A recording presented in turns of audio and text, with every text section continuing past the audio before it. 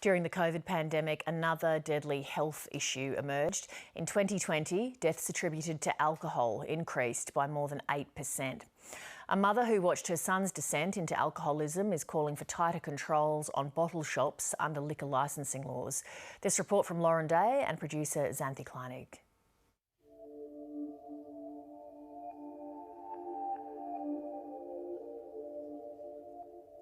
I call it Ashley's room because the sun comes in the morning and I have Ashley's ashes there and I have all his precious stuff. I get peace in that room because I feel like in my dark times that he's still with me. And I've finally got him safe at home.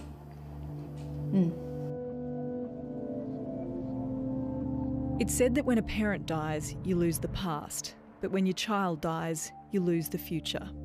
He's made a few films, so he's got that legacy, but I'll never have grandchildren. You know, I'll never see him laugh. So yeah, it breaks my heart. Linda Smart's son Ashley's future was stolen by addiction, not to illicit drugs, but to legal and readily available alcohol. Like a lot of young people who turn to booze, there's so much thought, there's so much they have to give to society to make things better, but that won't happen. The pandemic had significant impacts on Australians' drinking habits. One study found that in 2021, the number of Australians drinking alcohol hit its highest level in 5 years, and bottle shops were reaping the benefits. There was almost a 30% increase in alcohol retail sales between 2019 and 2021. And along with it, a jump in ambulance call-outs and deaths from alcohol after the pandemic hit. The alcohol industry, they really exploited the pandemic as a marketing opportunity. They had this captive audience of people at home in isolation. Long before his death, Ashley Smart was a happy kid. Then a complicated teen, and in the end, a troubled adult. Had a beautiful, beautiful mind, and that beautiful mind unfortunately just couldn't cope, I think, with the realities of the world. He stopped allowing me into his flat. He was terrified I was going to get, especially when the big lockdown came. I'd only be able to do door checks on him. Ashley Smart's bank statements paint a disturbing picture of his final days. Every single day there, he'd have a couple of days off, bottle, 2 bottles. In the 10 days leading up to his death, the 31-year-old bought 11 bottles of vodka, all from the same Liquorland franchise in Footscray. On the 18th of January last year, he bought his final bottle of vodka, his 25th in a month.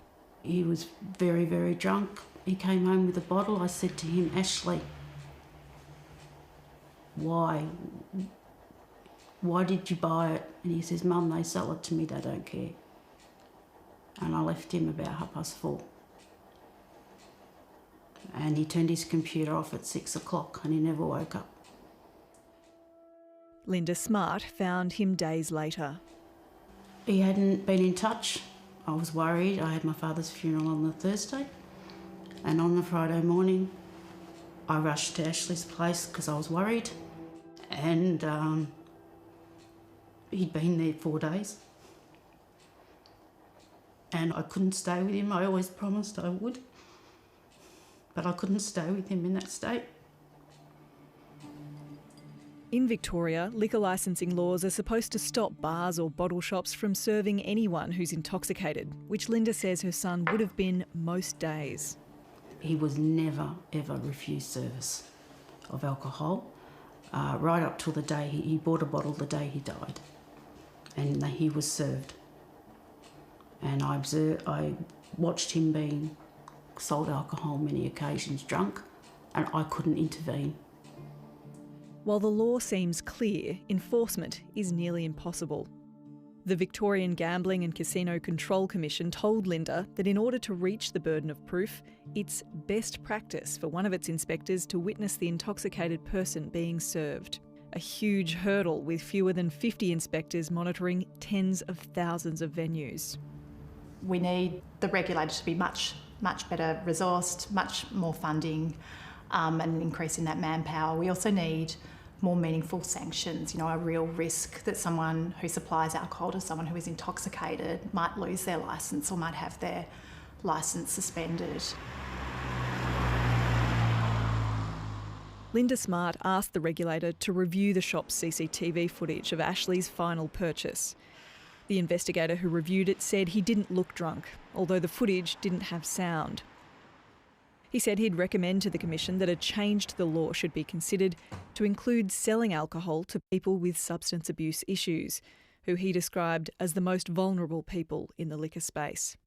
At the moment, there's nothing to stop anyone from selling alcohol to an alcoholic. We think that legislation should introduce a duty of care so that a licensee has to take reasonable steps to prevent harm to its customers.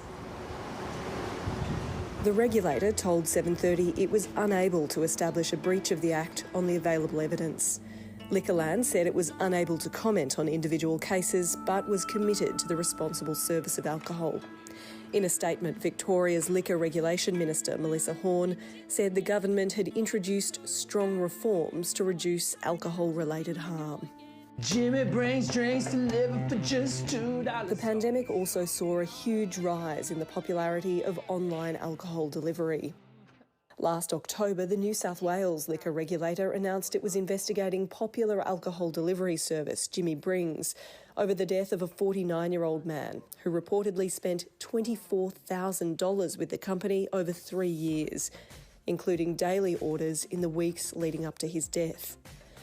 The New South Wales regulator has now confirmed to 7:30 it was unable to identify any breaches of the liquor laws at the time and has closed the investigation. But the laws have since been strengthened. We need sensible controls. Things like a mandatory delay between order and delivery that stops that sort of really impulsive alcohol purchase. Hi Fran, are you there? Yes, I'm here. I'm just checking in to see how you... It's now 18 months since Ashley Smart died. His mother Linda has been getting support from a bereavement group for parents who've lost children to drug or alcohol abuse. The heartache is just immense that they couldn't save their child. And often their child dies alone, in the cold, on the street. In that grief experience... Linda Smart has put in the hours that grief demands. Now she wants to convert that grief and anger into action. We've got this massive drinking culture, just like America's got the gun culture. But we don't see it the same, But how many are we losing to that culture, and we're letting it happen?